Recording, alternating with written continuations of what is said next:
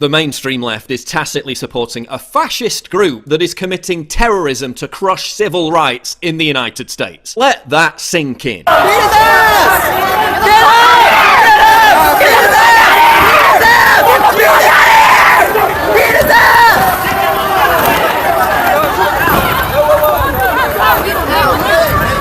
To just make a statement by being here, and I think the protesters are doing the same, and props to them for the ones who are doing it non-violently, but I think that's a very rare thing indeed, so thank you. Are you surprised, ma'am?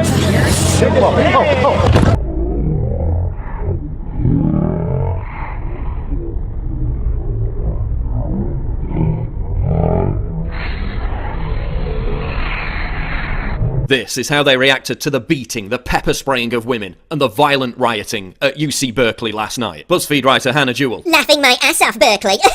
Vice writer Hussein Kasvani. Listening to Milo on Fox in light of all the stuff happening at Berkeley, and how he's being allowed to appear reasonable in all this. Right, so a gay man giving a talk about offensive Halloween costumes versus violent rioters attacking women with pepper spray and flagpoles. And you're saying Milo is the unreasonable one. MSNBC producer Kyle Griffin. Trump is considering pulling federal funds from UC Berkeley because he's upset about protests over a Breitbart editor. Bludgeoning people with wooden poles because they have a different opinion to you isn't a protest, you utter twat. That's violent assault. Google engineer Adrienne Porterfeld. Last night I got a call from the UC Berkeley Alum Association asking for donations. Wonder if they're psychic. Time to donate, I think. Yeah, time to donate because there's just not enough money to fund vicious attacks on people for exercising their free speech rights, is there? The mayor of Berkeley. Using speech to silence marginalised communities and promote bigotry is unacceptable. Hate speech isn't welcome in our community. But using fists, feet, flagpoles and pepper spray to silence speech, that's tolerant and liberal. Hollywood director Judd Apatow. This is just the beginning. When will all the fools who are still supporting Trump realise what is at stake? Oh, we've realised it, Judd. We've realised what's at stake. You want to threaten 55 million American gun owners with civil war. Yeah, good luck with that, you fucking cretinous cunt. This is one of the organisers, Yvette Falarka. She claimed Milo's free speech was raping and killing her. What they're really trying to do is they're trying to assert their power, threaten us, intimidate us, rape us, kill us. Who's to blame for inciting this mayhem?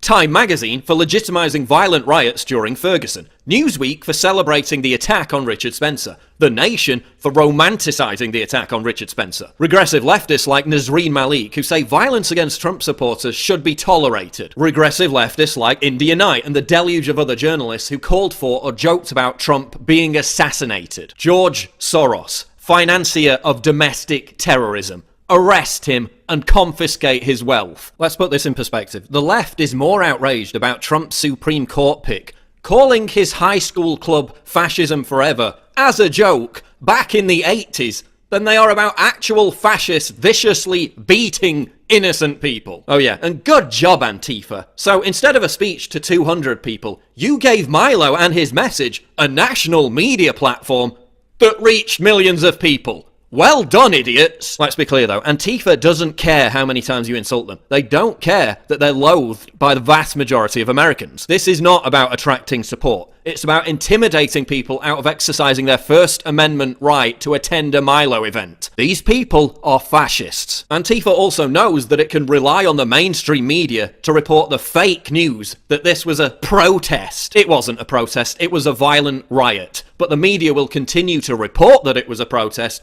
because it fits into their chaos narrative. The media will never acknowledge that this was a violent riot because they want to maintain the chaos narrative that the Trump administration is illegitimate, permanently in crisis, and unstable. In reality, the only thing that is illegitimate is these protests, because they're not protests, they're violent riots and have no place in a civil society. When all you have left is violence, you've lost the argument. For years, the left compensated for having no argument by calling us racist, bigots, Islamophobes, and misogynists. And for many years, it worked. Now it no longer works. So what do they have left?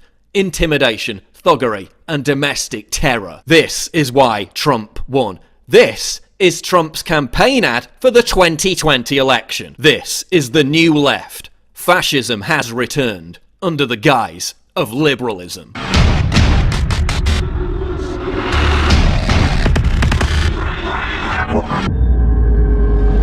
Click the link below to subscribe to the channel, and for more breaking news, go to Infowars.com. No! The mainstream left is tacitly supporting a fascist group that is committing terrorism to crush civil rights in the United States. Let that sink in.